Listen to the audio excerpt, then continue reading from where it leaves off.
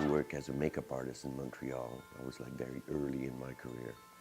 And there was this movie called Scanners, and they needed somebody to do special effects makeup, and I kind of did that. And so I got hired, and then they needed to bring somebody who had more experience because I was going to be their assistant. So they brought somebody from LA, and that person turned out to be Chris Wallace. And also there was another guy that came from LA, it was Tom Schwartz.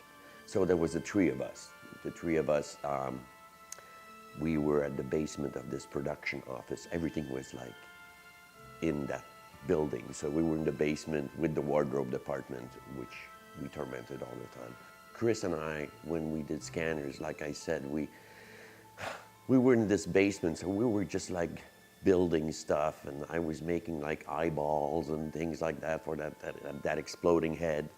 And I learned a lot from Chris because he had more experience making molds and so on and so forth. But we also laughed a lot. I mean, we were joking around all the time. It was amazing. The famous exploding head. First of all, we took a mold, took a cast of Louis Del Grande's face, you know, in that sort of like position. We also forgot to take a cast of his hands, but he left already. So he was from Toronto. So what we did is we took a cast of Chris Wallace's hands. So what you see in the picture when the head explodes, the hands on the desk, those are Chris's hands, plaster casts. But as far as the head is concerned, the exploding head, I believe, if I can remember correctly, I think we did 3 tests. We had a plaster one, which was loaded with goo and explosives by Gary Zeller, and it looked exactly like a plaster head exploding, like a statue. That didn't work. Then we had, I believe we had a wax one, and that didn't look right. You know, it was just like chunks. And it looked more like, you know, with the explosives inside, I remember with all the sparks going off, it looked more like the Death Star and Star Wars exploding at the end. It didn't look like flesh. Then we decided to do a gelatin head. So what we did is, in the rubber mold, we poured some flesh-colored gelatin. Then we poured on top of it some red-colored gelatin for the muscles and stuff. Then there was some wax poured in there to make a coating, you know, a shell inside, white.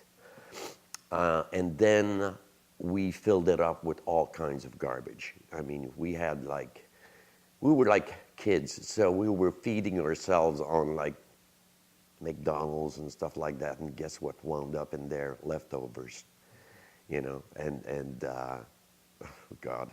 Anyways, it's fake blood and all that stuff. And then we topped that off with more wax and plaster. And of course, we put that on the dummy.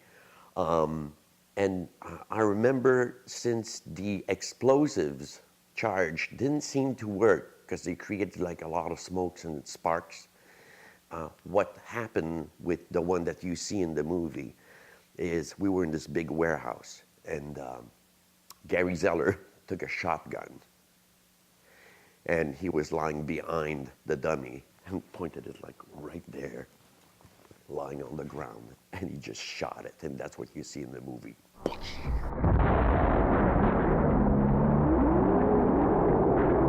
Well, there was like, you know, small prosthetics. It was basically, we spent most of the time like on those exploding heads, you know, working on testing those guys.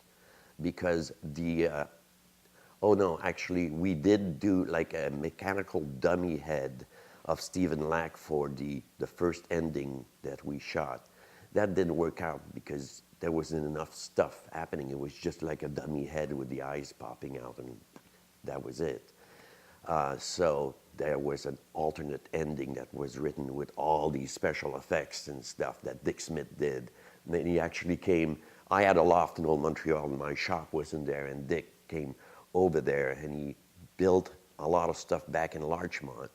I remember we took a cast of Stephen Lack in my loft, and this was the first time that I ever seen this.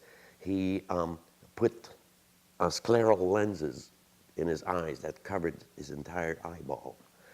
So we could take a cast of him with his eyes open, which was amazing. And then he did like a dummy head of Stephen Lack, with, you see the eyes popping out. But you had like all these other special effects, like the veins creeping and stuff that Dick Smith did with material called Elvisite at the time. There were appliances, and he did the makeup tests in my loft, I remember. Also, the dummy that you see when Stephen Lack is all burnt up, he's deep fried basically on the floor. It was a plastic skeleton, biology skeleton, and he actually took some paper and he took some dough. And he packed the dough around with John Caglione and David Smith, his son, was there. And they were just like taking a flame, torch and torching the dough, so baking basically the whole thing. So that's what you see in the movie. They worked around the clock, I remember, shooting all that stuff. I mean, non-stop. He was exhausted. He was just like take a little nap, on a cot, and then there he was, like slapping on more prosthetics and all this complicated stuff, on both actors, Stephen Lack and Michael Ironside.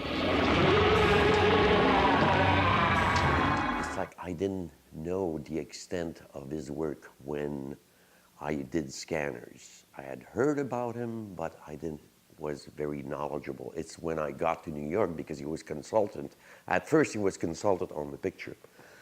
So I went over to New York, and Gary Zeller was doing the physical effects, also from New York. So Tom Schwartz and I went to New York to consult with him. And we went to Larchmont, and of course went to the famous basement where he worked, his secret lair. And that's where I discovered all this incredible stuff, like, the Exorcist and all these things were around. I'm like, wow. Anyway, so he dispensed like all this information on how to do this effect and so on and so forth. So we just bought like all these materials, and chemicals and so on while we were in New York. It was great. Tony!